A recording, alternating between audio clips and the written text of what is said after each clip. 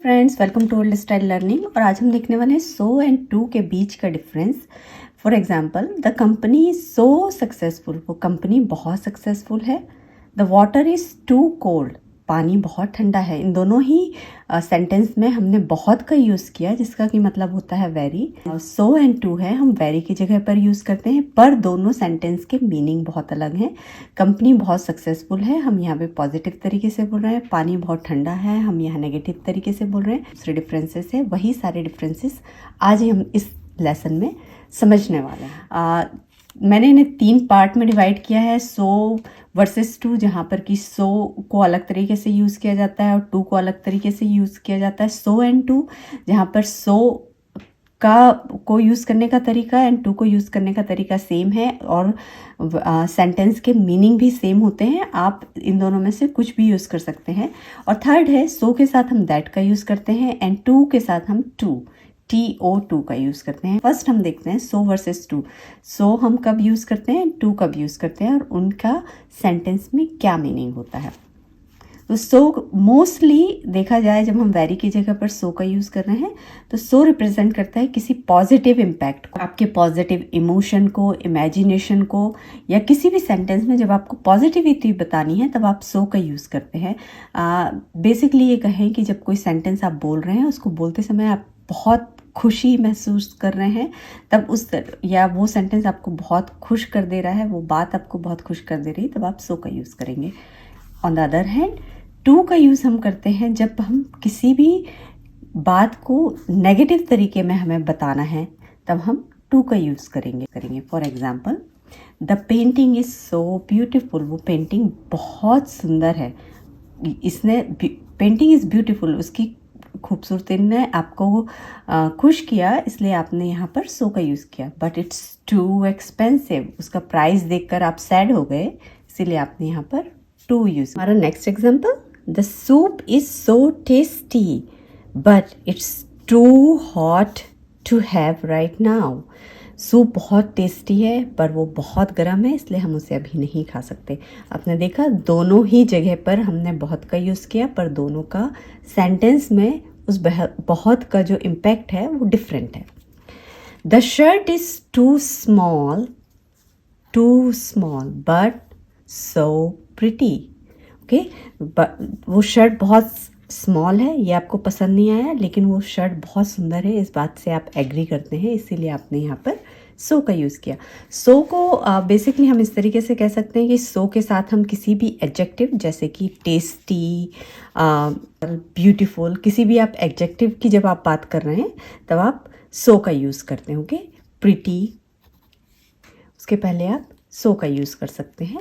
सो को हम मैनी और मच के साथ भी यूज़ करते हैं, तो सो के बाद में मैनी या मच होगा और उसके बाद में नाउन होगा। जैसा आपको मैंने पहले बताया कि मैनी जो है वो काउंटेबल नाउन के साथ होता है, मच अनकाउंटेबल नाउन के साथ यूज़ होता है। काउंटेबल नाउन जिन्हें कि आप गिन सकते हैं, जैसे कि cars, pens, fingers, people.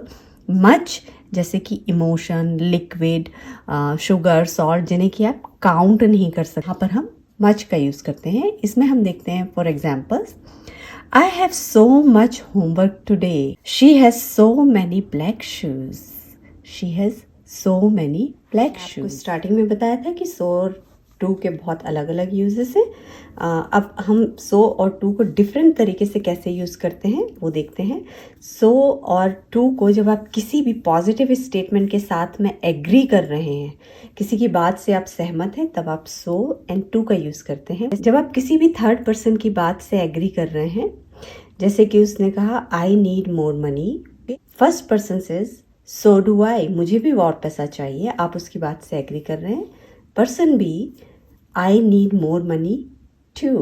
Okay, मान लीजिए तीन लोगों का ग्रुप खड़ा है, एक ने कहा मुझे और पैसा चाहिए, दूसरे ने कहा मुझे भी चाहिए, तीसरे ने कहा मुझे भी बहुत सारा पैसा चाहिए। Okay, next example, she will win the contest, she will win the contest, so will I will win the contest too.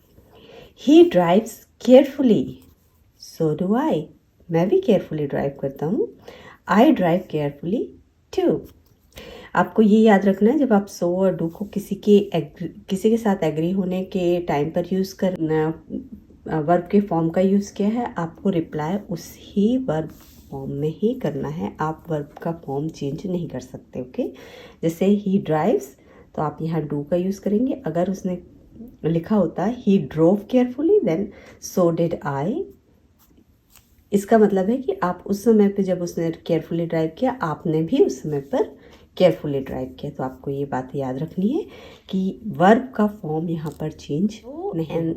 To का जो नेक्स्ट यूज़ है वो होता है सो दैट के साथ में यूज़ किया जाता है, टू के साथ में यूज़ किया जाता है। इन दोनों ही सो एंड टू जब यूज़ किए जाते हैं तब आप किसी कॉज और उससे होने वाले रिजल्ट, इफेक्ट या इम्पैक्ट को जब आप लिख रहे हैं, बता रहे हैं, तब आप दैट के साथ में या टू के साथ में उस सेंटेंस को बताएंगे। For example, she was so tired that she could not wake up on time. उसका टायर्ड होना कॉज है और उसका इफेक्ट या रिजल्ट हुआ कि वो टाइम पर नहीं उठ पाई। The weather is so hot that we can't stand out long. अब इन्हीं सेंटेंस को हम टू एंड टू के साथ में देखते हैं किस तरीके से मिलाते हैं। She was too tired to wake up on time. आपने यहाँ देखा ये सेंटेंस बहुत छोटा हो गया।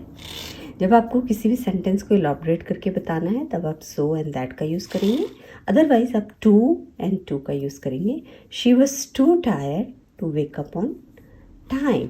The weather is too hot to stand out long.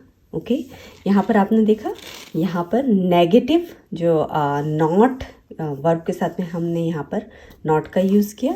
यहाँ पर टू जो है, जब आप उस बात को कह रहे हैं तो उस बात का जो रिज़ल्ट है वो इस तरीके से प्रेजेंट किया जाता है कि वो ऑलरेडी नेगेटिव में कहा गया है। अगर आपको आज का लेसन अच्छा लगा हो तो चैनल को सब्सक्राइब करना ना भूलें। चैनल का नाम है old style learning. Thank you.